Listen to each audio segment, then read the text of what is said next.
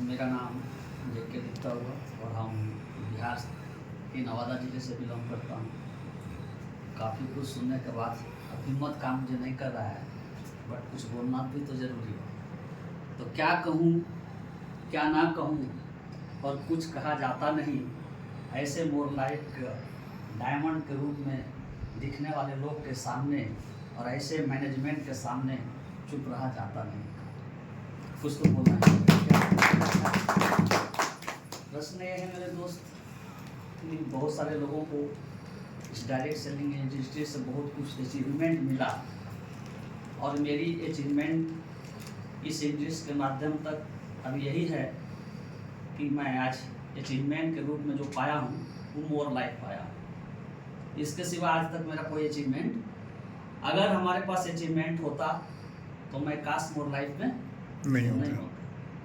यानी हमारी कोई अचीवमेंट न रहने के कारण सबसे बड़ी अचीवमेंट ये है कि हर एक स्टेट से लोगों को मिलने का मौका मिला और ऐसे एमडी से साथ में काम करने का सौभाग्य प्राप्त हुआ। यही मेरी अचीवमेंट है। सर, हमारे जो मकान है पैतृक, वो हमारे सर भी गए हैं, अभी भी करकट डाल कर हम रह रहे हैं।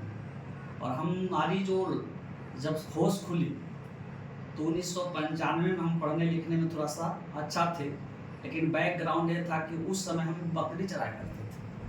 अभी भी मेरे पास बकरी है, 3 बकरी है, गायें हैं। अभी बकरी के लिए मैं सेवा करता हूँ, घास लाता हूँ। इस तरह से मेरा फिनेंशियल फ्रीडम रहा।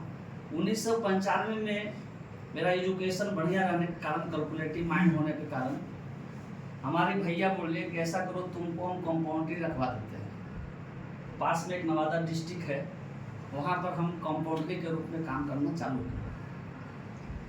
1995 से लेकर के सन 2000 तक कंपाउंड्री किए और वहाँ भी बहुत कंपटीशन फेस किए। जो चीज़ सीखने में समय लगता है उसको बहुत जल्दी टेकअप करके एक अच्छा कंपाउंडर, कुशल कंपाउंडर बने। सलाइन करना, छोटी छोटी ऑपरेशन करना अव्वल रहा। जब कंपाउंड्री करने के बाद जब हम खुद का प्रैक्टिस डाले, मेरी भाग्य सौभाग्य, एक नेटवर्कर आए, वो डेंटल सर्जन थे। वो GTFS से कंपनी आई, सन 2000 में वहाँ मेरी ज्वाइनिंग लग गई। और ज्वाइनिंग लगने के बाद में एक कलकत्ता से उनके टॉप लीडर आए थे। वो एयरलेस के खिलाड़ी थे, वो प्लेन से भी सफ़र कर चुके थे और हमारे घर में आकर के और हमारा ड्रीम बिल्डअप करती है कि दुनिया क्या होता है, वो फौरन तक दिखा दी। समझ गए? अब जब कैलकुलेशन करने के बाद में जो प्लान को प्रेजेंट किए कि अगर इस सिस्टम के माध्यम से 7 साल काम करते हैं, कितना साल सर? 7 साल तक, तो जीवन में एक भी चीज़ की कमी आपको नहीं खलेगी। यानी प्लेन तक सफ़र दिखा दिए वो। और मैं वहाँ से स्टार्ट किया बिजनेस को और सन 2012 तक उसमें काम किया। और मेरी अचीवमेंट क्या रही? एक 2 व्हीलर बाइक, जो बाइक आज भी मेरे पास है। वहाँ के बाद में वो कंपनी क्या हुआ, यूनिक प्लान था, किसी तरह से वो नहीं चली, बंद हो गई। उसके बाद में भी हम क्या करें, अब क्या करें, उसमें उसके बाद एक कंपनी उसी का पैटर्न पर आया, फिर इंश्योरेंस सेक्टर लेकर के रिलायबल कंपनी। फिर वहाँ पर टॉप पोस्ट में मुझे लगा दिया गया। टॉप पोस्ट में लगाने के बाद, सारा आइडिया को सेटअप करने के बाद, वहाँ मैंने 1 साल के अंदर 4 व्हीलर अचीव किया और 2 लाख का रिटायरमेंट मिला। तो उसमें हमारे सर साथ थे। वहाँ मिलने के बाद में 1 साल के बाद कंपनी बंद हो गई, जिसमें हमने 4-5 लाख रुपया कमाया। 2012 और 1 साल किए, 13 में कंपनी बंद हो गई। उसमें बहुत सारा प्रॉब्लम आया कि जो मैंने इन्वेस्ट किया उसका पैसा फंस गया इंश्योरेंस सेक्टर में। तो उस पैसा को निकालने के लिए उसी कंपनी के लीडर ने एक कंपनी को और जन्म दिया, जिसका नाम था रिलायबल कंपनी, OCPL कंपनी। तो एक दे 2 देते थे तो एक का शॉर्ट आउट होता था। इस तरह से चलते चलते वो भी कंपनी 2 साल में गायब हो गई। फिर वहाँ भी मैंने रैंक मिलने का वहाँ भी पैसा कमाया, कुछ कमाया। इस बीच वो भी कंपनी बंद हो गई। अब वहाँ से हमने कान पकड़ लिया कि अब हमारा कंपाउंड्री सीखे हुए कहीं प्रैक्टिस करेंगे। समझ गए?